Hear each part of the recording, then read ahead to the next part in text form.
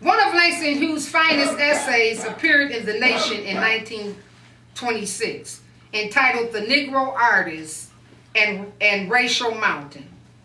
It spoke of black writers and poets who would surrender racial pride in the name of false integration, where a talented black writer would prefer to be considered a poet and not a black poet. Hughes argued, no great poet has ever been afraid of being himself. He wrote in his essay, we younger Negro artists now intend to express our individual dark-skinned selves without fear or shame. If white people are pleased, we are glad. If they aren't, it doesn't matter. We know we are beautiful and ugly too. If colored people are pleased, we are glad. If they are not, their displeasure doesn't matter either. We build our temples for tomorrow, as strong as we know how, and we stand on the top of the mountains, free within ourselves. I too sing America. I am the darker brother. They send me to the kitchen to eat when company comes, but I laugh and eat well. Tomorrow I'll be at the table when company comes. Nobody will dare say to me, eat in the kitchen then. Besides, they'll see how beautiful I am and be ashamed.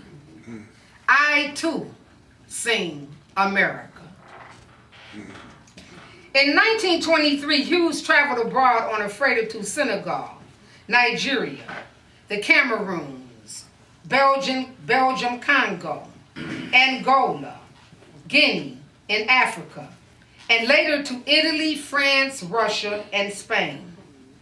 One of his favorite pastimes, whether abroad or in Washington, D.C. or Harlem, New York, was sitting in the clubs listening to the blues, jazz, and writing poetry. Through these experiences, a new rhythm emerged in his writing, and a series of poems such as The Weary Views were penned.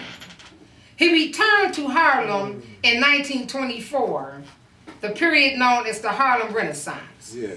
During this period, his work was frequently published, and his writing flourished.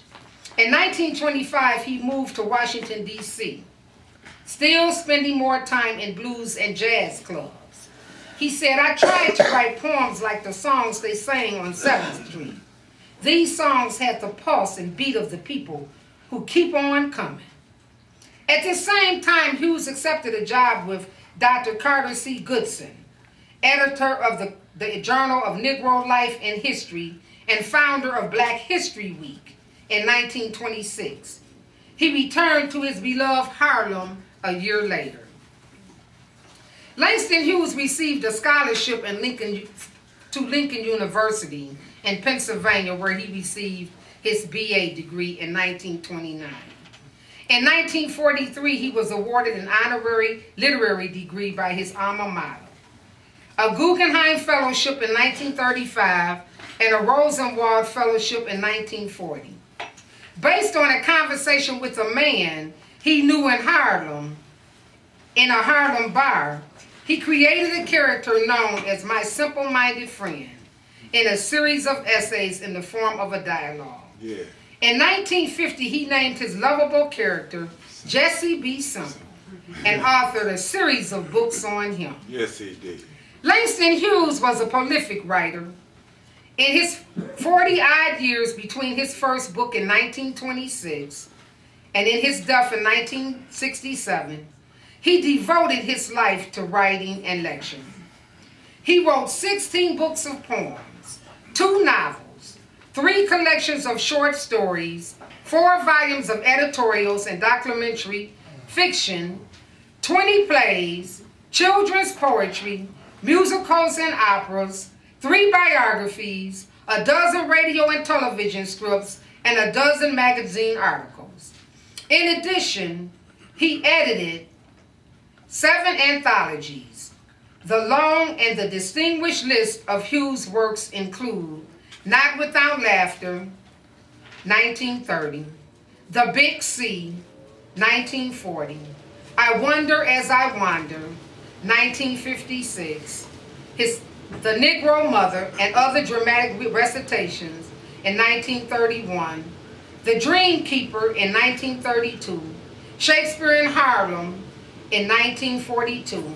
Fields of Wonder, 1947. One-Way Ticket, 1947. The First Book of Jazz, 1955.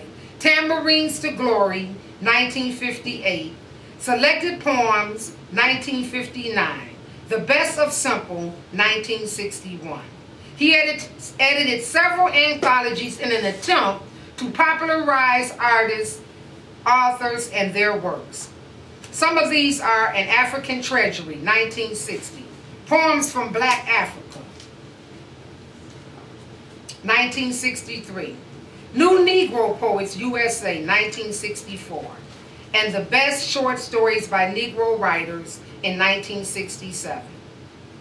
He published 5 plays: The Panther and the Lash, Poems of Our Time, A Good Morning Revolution, Uncollected Writings of Social Protest, The Sweet Flag Paper of Life with Roy DeVarva in 1984. Langston Hughes died of cancer on May 22nd in 1967. His residence at 20 East 127th Street in Harlem, New York, has been given a landmark status by the New York City Preservation Commission. His block of East 127th Street was renamed Langston Hughes Place. I dream a world where man no other man will scorn, where love will bless the earth and peace its paths adorn. I dream a world where all will know sweet freedom's way, where greed no longer saps the soul, nor variance blights our day. A world I dream where black and white, whatever race you be, will share the bounties of the earth, and every man is free. Where wretchedness will hang its head, and joy spread like a pearl. Attend the needs of all mankind. Of such I dream my world. Langston Hughes. Yeah.